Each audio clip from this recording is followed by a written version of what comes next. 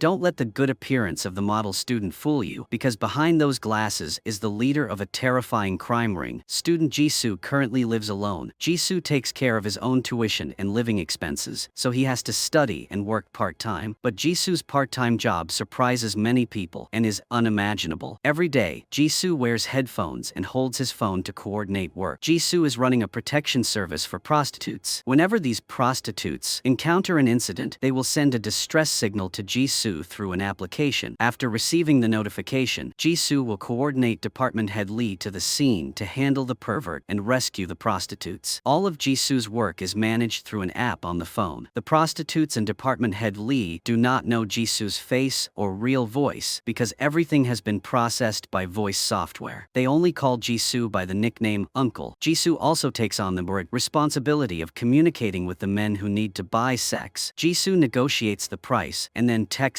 the beautiful young girls to come to work. Department Head Lee will collect the service fee from the prostitutes. Then he gives that amount to Jisoo through a cabinet, and they do not need to meet each other. The customers who use Jisoo's protection service are beautiful young girls and even underage high school girls. Today, a prostitute is selling sex to a customer, but unexpectedly, she meets a pervert. After finishing everything, he ties her up, he films her and then cuts her hair. The girl then pressed the button on her bracelet to send a distress signal. Then a security guard came over. This perverted customer immediately pulled out a knife to threaten him, but was beaten up by Department Head Lee. Then Department Head Lee used scissors to cut the rope tying the girl. Then he used the scissors to stab this pervert in the leg. Then Department Head Lee and the prostitute calculated the total damage that this guy needed to pay was 2 million won. But when the two searched the pervert's whole body, they only found a few coins. The prostitute immediately used a rope to chain the muzzle of this customer who refused to pay. Then she let Department Head Lee beat him up to make up for the remaining amount, until this swindler could no longer crawl. After this mission, Department Head Lee continued to receive messages from the mysterious leader. He continued to take other girls to sell sex around the city. When the mission is finished, the girls pay protection money to Head Lee. During the day, Jisoo is still a model student. Today, when Jisoo was sitting in class, he looked out the window and saw his classmate Ju-ri playing soccer with her male classmates. This gentle and shy boy was captivated by Ju-ri's beautiful personality. When Jisoo went to see the homeroom teacher Jin-woo, the teacher asked Jisoo why he forged his parents' signatures on the grade report card. Then the teacher tried to persuade Jisoo to join his social issues research club. Jisoo said he was not interested in joining, but at this moment, the girl Jisoo liked walked in. Ju-ri was the homeroom teacher's favorite student. She had joined his social club a long time ago. The teacher then forced Jisoo to join the club. He also asked Jisoo to be Ju-ri's assistant. Of course, Jisoo agreed immediately. Then they discussed the issue of prostitution among minors. Ju-ri promised her homeroom teacher that she would work on this topic this weekend. Then, Ju-ri turned to ask Jisoo if he was free this weekend. Jisoo was extremely hesitant when she heard. The teacher said, Jisoo should go out on the street this weekend. Don't stay at home all day. Jisoo went home and struggled mentally between staying home to coordinate business or going to discuss the topic with his crush, Ju-ri. After a while of hesitation, Jisoo texted Ju-ri to meet at 1 p.m. tomorrow to discuss. Jisoo then informed Department Head Lee that he would take the day off tomorrow. Tomorrow, Jisoo would not accept any protection requests from prostitutes. Jisoo told Department Head Lee to go fix his phone tomorrow. At the same time, Min-hee is now going to the prostitute's den to work. She is trying to earn money to buy a fancy phone to give to her boyfriend on their 100th day anniversary. The group's big sister, Sung-mi, enters. She says that a perverted customer just cut her hair, so now she has to cut her hair short. She says that Department Head Lee beat up this sick customer. She also praises the security service manager for being very capable. When Min-hee hears that the security service will be closed tomorrow, she is very upset because this girl really wants to go to work to have money to buy gifts for her boyfriend. She begs Department Head Lee to go protect her. What if she meets a pervert while working? But Department Head Lee refuses Min-hee's request and drives away. Jisoo is now preparing to meet her crush. Because it is the first time doing it, Jisoo is very confused. Jisoo had to go online to find out how much money he needed to bring to date a girl. When they arrived at the coffee shop, Jisoo didn't dare to go in and had to wait for Ju-ri to arrive before they could go in together. When Jisoo went in, he didn't even know how to open the door. When he ordered a drink, Jisoo gallantly paid, but he was flustered when it came to taking out the money. Jisoo ordered an espresso to drink like a man, but he didn't know how to use it properly. Jisoo had to wait for Ju-ri to know how to drink it. The two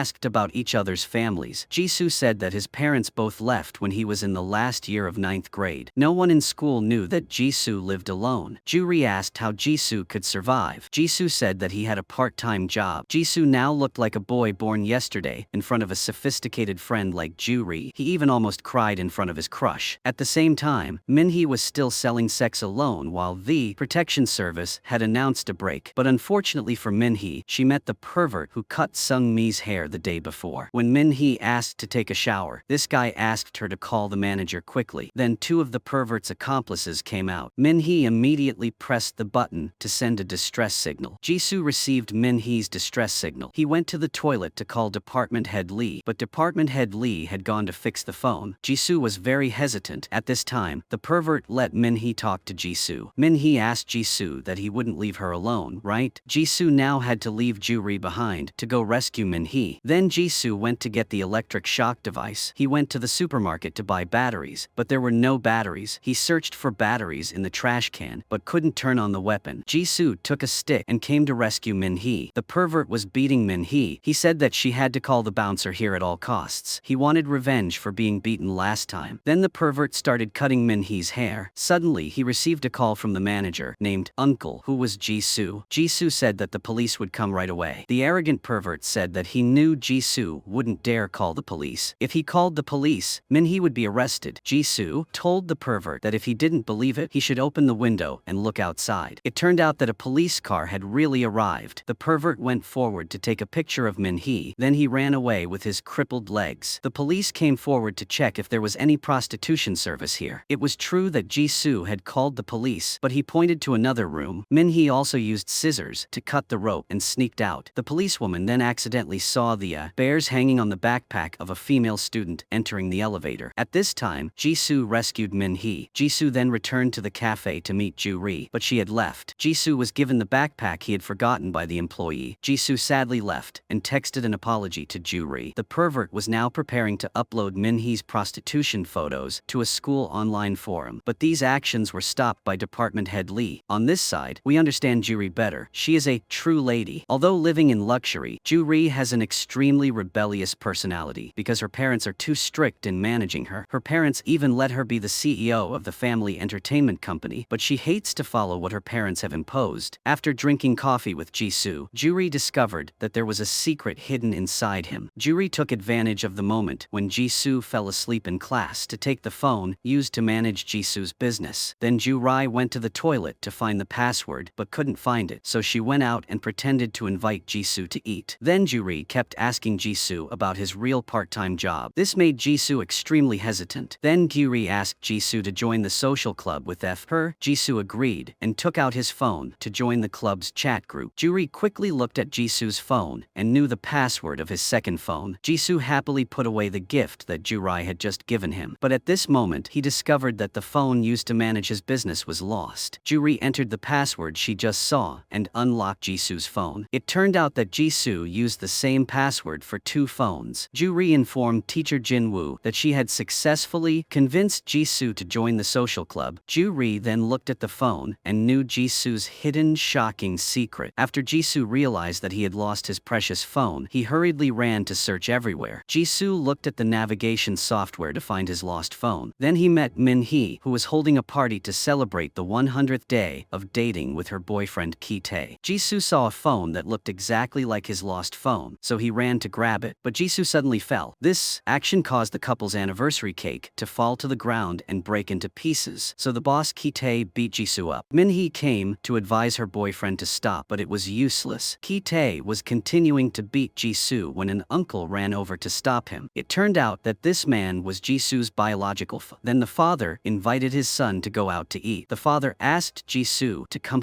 live with him because he had just found a great way to make money on the internet. Jisoo asked if his father had run out of money, so he was looking for him. The father said he would meet the homeroom teacher to ask for a school transfer for Jisoo. Jisoo got angry when he heard this. He said he was living very well now. His father had abandoned him, so he should never come back. Then Jisoo stepped outside. At this time, the location application reported that Jisoo's lost phone was very close by. Jisoo hurriedly ran to look for it, weaving through the crowded street. Then Jisoo groped his way to an internet cafe. Gyu-ri was now interested in looking at the secret photos in Jisoo's phone. She saw that there were many rolls of money hidden at Jisoo's house. Then Juri saw Jisoo appear nearby, so she immediately ran away. Juri saw Jisoo using GPS to find her phone, so she turned off her phone and left. Jisoo could no longer catch the GPS signal to find her phone. On this side, Min-hee was at work. When Min-hee was about to enter the hotel room, she kept remembering the previous haunting incident. But in the end, Min-hee still decided to enter the room. But when Min-hee looked at the customer who wanted to buy sex, she imagined the pervert. Min-hee was dizzy and fainted. Then she turned on the distress signal. Juri was also proficient in using the application at this time. She accepted the request to let the application text Manager Lee to rescue the person. After successfully rescuing Min-hee, Manager Lee told Min-hee that she was in a panic. Now Min-hee could continue or not. Min-hee said that if she didn't do this job, she would be nobody. The girl then left. But unexpectedly, Juri was sitting nearby to hear everything because Juri knew all of Min-hee's movements in the palm of her hand. Juri knew everything through the application on Jisoo's phone. Jisoo went home and took out his spare phone, took the number and called Manager Lee. Jisoo informed that he had an accident, so he didn't accept any protection requests today. Manager Lee asked, so who just accepted the support request? Suddenly, Jisoo received a call from his own lost phone number. On the other end of the line was Juri, but the voice had been processed into a man's voice. This mysterious person told Jisoo that he knew all of Jisoo's business secrets. Now the phone that was revealed to be Jisoo was dead. After that, Juri also asked Jisoo to bark like a dog. Jisoo looked at the GPS and knew that this guy was at the observatory, so he texted Chief Lee to run there. When Chief Lee arrived at the observatory, there was only one girl above, so he didn't suspect anything. Jisoo asked this mysterious guy how much money he needed to return the phone. Unexpectedly, Juri saw Chief Lee's car coming, so she hung up, saying she would contact him later. After losing his important phone, Jisoo no longer had the spirit to go to school. Jisoo curled up in his house. Then he packed all his belongings and money to run away because he was afraid that the mysterious blackmailer would give the phone to the police. At this moment, Juri knocked on the door of the house. She said she came to ask why Jisoo didn't go to school. Then Juri demanded to go inside the house. Jisoo took the suitcase he had just packed and put it away. Then he invited Juri into the house. Jisoo said he might skip school to go to the city where his father lives. Juri asked why. Jisoo said he was exhausted. After a while of talking, Juri asked to go to the bathroom. When she entered the bathroom, Juri turned on the water to the maximum to make a sound. Then she used Jisoo's lost phone to call him. The girl said that if he wanted his phone back, he should go to a restaurant near the school in 5 minutes. Jisoo outside heard the mysterious man's request and quickly followed. Jisoo told Juri that he had urgent business and needed to go out. Juri said that he had a stomachache and couldn't finish yet. Jisoo said that he had to go right away, so he asked Juri to lock the door for him. Jisoo fell into Juri's trap and hurriedly went to the meeting place. At home, Juri searched everywhere in the house. Then, Juri saw a lot of money rolls in the suitcase. Juri quickly took the money and put it in her pocket, but Juri remembered what Jisoo said earlier that he was exhausted. She thought of Jisoo's pitiful face. Thinking of this, she emotionally returned the money to its original position. Suddenly, Jisoo's father came home. He entered the room and saw the suitcase. He looked inside and saw a lot of money. This irresponsible father immediately took all the money and put it in the bag. Juri was hiding inside the closet at this time. When the father left the house, Juri also came out. Juri decided to chase him. When the elevator just reached the ground floor, Juri ran to grab his bag of money and shouted loudly. Juri accidentally dropped her phone on the ground. This action accidentally turned on the phone. Jisoo in the taxi saw the location application reporting that his phone was at home, so he told the driver to go back. Juri now chased Jisoo's father to get the money back. The father then stole a bicycle and escaped. When reaching an intersection, the father encountered his son. Jisoo was shocked when he saw the rolls of money. The irresponsible father looked at his son and smiled slyly before riding his bike away. Then Jisoo saw Juri chasing him. At this time, the building's security guard ran to give the dropped phone to Juri. Now Jisoo knew that it was Juri who stole his phone. Jisoo ran to hit Juri, but Juri knocked him down. Jisoo asked why Juri did that. Then he burst into tears and turned away. Jisoo sadly went to class. At this time, Kitae came to find trouble with Jisoo. This guy was still angry about Jisoo breaking the cake celebrating his love with Min-hee. After that, Jisoo was beaten up by this guy. Juri immediately went to declare that she and Jisoo were dating. If Kitae touched her lover, she would not forgive him. Juri then told Jisoo if he wanted to get his phone back, then follow her. Juri then dragged Jisoo to the school gym. Jisoo said because of Juri he lost all all the money he had worked hard for so many years. Juri said Jisoo could still earn it back now. Jisoo said it was too late to earn money now because next year he would be taking the university entrance exam. A group of upperclassmen then came to talk to Juri. Juri was an extrovert, so she made friends with many powerful people in the school. Then she asked if Jisoo needed customers. Juri told Jisoo to look at these muscular guys. The more people, the faster he could earn money. Jisoo then called a friend of his father's to ask for his father's address. After getting the address, Jisoo brought the electric shock machine to go get his money back. When Jisoo entered the elevator, he met Juri again. Jisoo approached to snatch the phone, but then said he left it at home. Juri said he wanted to follow Jisoo to get back the lost money. Then the two got in the car to the city where the father lived. After the two arrived at the father's home address, Jisoo intended to use tools to unlock the door, but Juri quickly broke the window to get inside. But they searched for a long time but couldn't find any money, so the two decided to wait for the father to come home. Juri called Jisoo head Lee, who specializes in picking up girls. Jisoo immediately explained that this is a security service for customers going to work. Unexpectedly, Juri said she wanted to work with Jisoo. Jisoo was curious that since Juri's family is so rich, why does she have to work to earn money? Juri just kept quiet and didn't say anything when the father later returned home. Jisoo immediately asked where his money was. Then he used an electric shock device to shock his father. The father then showed the two of them a virtual currency exchange that he was investing in. He said he had poured all 60 million won he had just gotten into it, and he believed that it would increase in value. Then the website reported that he had lost more than 91%. Knowing that the father had been scammed, Juri quickly withdrew the remaining money to salvage the situation. But the father did not agree. He still thought that he had not been scammed. Jisoo then looked at the knife on the table. He intended to do something unfilial, but human nature stopped Jisoo. Jisoo helplessly walked away. Juri said he would accept giving up all that money. Jisoo said that was his father, so what could he do? Jisoo then shouted loudly and got in the car to leave. When the car returned to Seoul, Juri saw that Jisoo had fallen asleep, so she returned the phone to Jisoo, and Juri got out of the car to go home first. Sungmi was the leader of the group of prostitutes who came to see head Lee. Sungmi asked when the protection service would be reopened. Manager Lee said he would only do it when Jisoo announced it would be reopened. Sungmi immediately gave Manager Lee a stack of money and said that she would find customers herself. He just had to protect her from perverted customers. Manager Lee threw the money back and said he was only doing what Jisoo asked. Sungmi asked what relationship he had with Jisoo, that he was so loyal. Manager Lee just kept quiet and said nothing. Sungmi then returned to her and her junior's den. She said that she couldn't wait by Jisoo's side forever. If she didn't go into prostitution, we would starve. The older sister told her juniors that she needed to change the protection service. Min-hee said she didn't agree. She said she could only feel secure working with Manager Lee. When Sungmi yelled, Min-hee said she was craving something that made her want to work. Sungmi then hit Min-hee and announced that Min-hee was removed from this girl group. Jisoo was now in extreme poverty. He didn't even have money to take the tram to school. His homeroom teacher called to ask for tuition. That night, Jisoo called Department Head Lee and announced that he would reopen the protection service tonight. Department Head Lee said he hadn't received his salary this month yet and that he would go back to work when he received it. Jisoo told him to wait a while to make arrangements. Jisoo then went to work as a porter at night to earn money to reopen the protection service, but the extra money was too little and wasn't enough. He had many other living expenses, which made Jisoo extremely nervous. That morning, Juri knocked on the door of the house, but Jisoo wouldn't let her in. Juri said she had a lot of money, but Jisoo didn't care. Juri then used the crustacean that Jisoo liked to lure him out to talk. Juri then gave Jisoo some money. She said to give it to Department Head Lee to reopen the business. Jisoo looked at this huge amount of money and asked Juri why she gave him the money. Juri said she wanted to get a share in this business. Jisoo immediately returned the money and left. Right now, Jisoo and his friends are taking the midterm exam at school because Jisoo had to work a lot of extra work and was sad because the business was going down. Jisoo didn't have much time to review. When checking the answers with his friends, Jisoo found that he only got 48 out of 100 points. The friend sitting next to him sarcastically asked Jisoo if Jisoo cheated before or why he was so bad now. Then he even told the whole class. Jisoo angrily punched him. Then Jisoo went to tell Juri to cooperate with him. Police officer Yojin then went to the motel to monitor. The camera turns to the scene when a female student walks out of a room in the motel. Yojin clearly sees Min-hee's face and knows that this girl is in her teens. After being kicked out of the call girl group, Min-hee goes to Chief Lee to find something to do. The girl asks when Jisoo will work again. Chief Lee says he doesn't know. He tells Min-hee to retire because she has reached her limit. At this moment, Chief Lee receives a call from Jisoo. He says that he has transferred the salary and will reopen the protection service from today. Chief Lee asks Min-hee if she will go to work today, but this girl has not yet escaped the trauma of the last time, so she stays alone. The friend who was just beaten by Jisoo is now gathering with boss Ki-tae and his gang. These guys say that Jisoo is now being protected by Juri, so no one dares to do anything to him. Because Juri is close to the judo team in the upper class, she is very formidable. They discussed finding another clever way to beat Jisoo up. After Jisoo let Juri cooperate in business, she stuck to him like glue. The cunning Juri told Jisoo to attract the tall and strong boys in the school's judo team to open a male escort service. Then the two of them just had to collect money. Jisoo said that they would not agree. Juri said that Jisoo was not the only dark person in this school. She pointed to the dining table next to her. Juri said that this guy had an older brother who worked at a cigarette factory. The defective cigarettes would be smuggled out for this guy to sell to his classmates in the school, and this friend received money to raise the report scores of the lower classes. Juri said that she had long wondered where Min-hee got the money to support her boyfriend, but thanks to knowing Jisoo, she found out that Min-hee was a prostitute. The girl who just passed behind her used to sleep with her teacher in middle school. Jisoo asked Juri how she knew so much. Juri said it was because she was a super extroverted person. Juri said the judo group she played with all received money to hang out with rich girls. She told Jisoo to contact them to ask them to use protection services. At this time, a group of Juri's close friends approached, so Jisoo went somewhere else. Jisoo returned to the classroom. When he sat down on the chair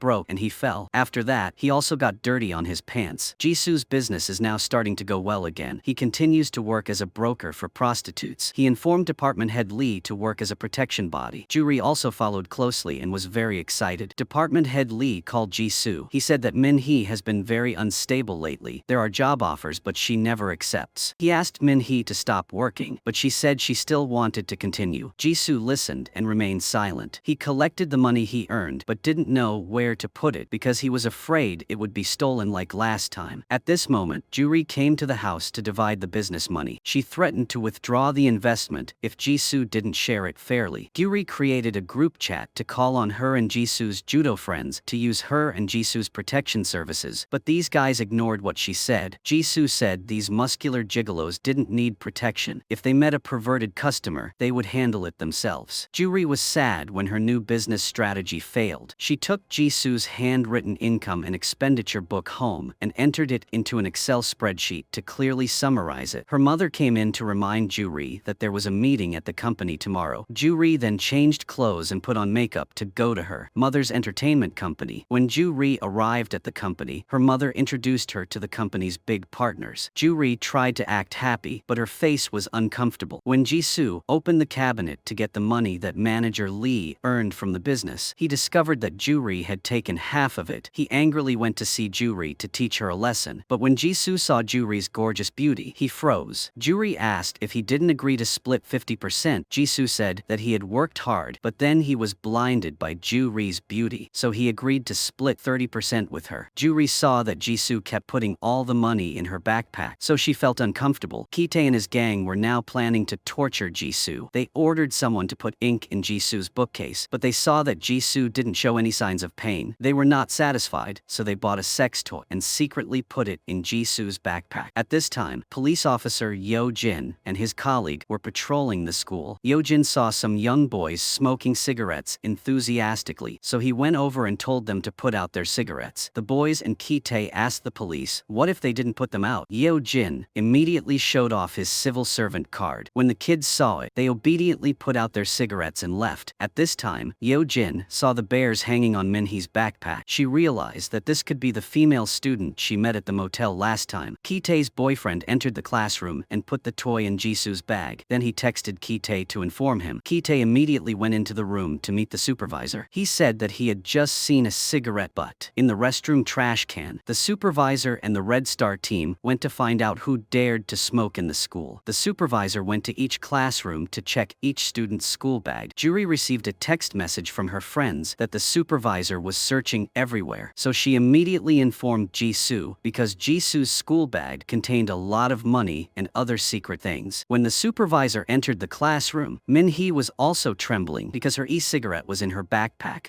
At this time, Jisoo stood up and said that she did not agree to let the teacher check her school bag because it was a violation of human rights. The supervisor said that he wanted to attract attention. Then he forced Jisoo to open his school bag. Jisoo immediately asked the homeroom teacher for help. The supervisor immediately grabbed Jisoo's school bag. When the supervisor was about to see the sex toy, the fire alarm rang. The homeroom teacher immediately told everyone to move outside. So Jisoo safely escaped the plot of the school's thugs. Jisoo was also given a useful toy for free. Min-hee also hid the fact that she smoked an electronic cigarette in school. When the supervisor checked the camera, he saw that it was the student Ju-ri who pressed the fire alarm and caused chaos in the school. Ju-ri immediately showed off her top acting skills. She cried and said that she was under pressure to do everything well, so she felt very lonely and wanted to attract attention. The supervisor saw her students sobbing and was confused and left. Jisoo waited for Ju-ri outside. He asked her if anything